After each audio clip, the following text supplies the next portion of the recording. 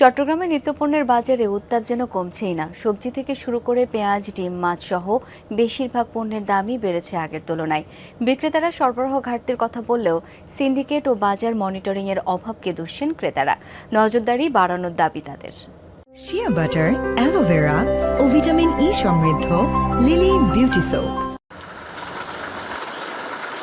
কোরবানি ঈদের পর প্রথম সাপ্তাহিক ছুটি। গরুর মাংসের স্বাদ ভুলতে অনেকেই ছুটে এসেছেন সবজির বাজারে, তবে চোখ কপালে।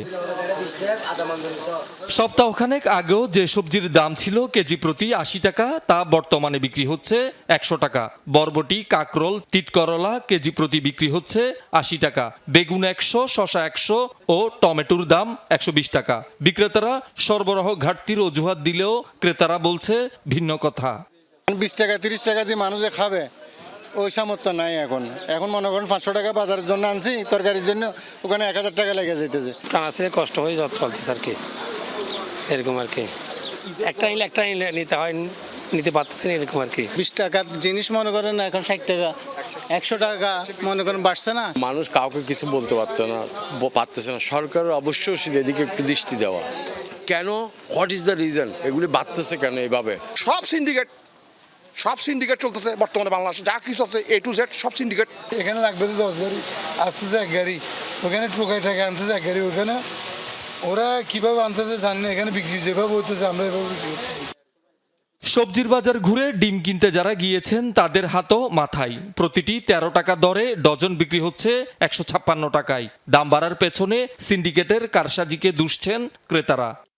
আমি আগে মাসে 3 ডজন লাগতো, আমি এখানে এখন 1 ডজন নিই এই অবস্থায়। আর আমার ইনকামের সাথে তো আপনার হিমশিম খাচ্ছে। এই সামান্য ডিমটা এখন হাতের নাগালের বাইরে চলে গেছে। এক পিস 13 টাকা কিনা পড়তেছে আমাদের, কিভাবে খাবো আমরা? সরকারে নিয়ন্ত্রণ করতে পারতেছে না। সিন্ডিকেট না হলে এই অবস্থা হয়। ডিম যদি 13 টাকা কিনি, আমরা ছোট বাচ্চাদের কি খাওয়াবো? উপর জিজ্ঞেস করলে বলে মাল নাই, মাল শর্ট, এটাই বলে। উৎপাদন কম, মাল নাই, মাল শর্ট, এই মালবার দাম বাড়ছে।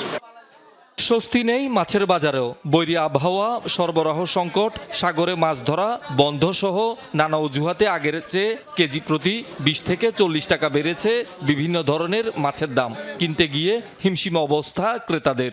লইট্টা মাছ আছিল 80 টাকা 100 টাকা কেজি, এখন 450 আর হয়েছে যে আপনার 400 টাকা।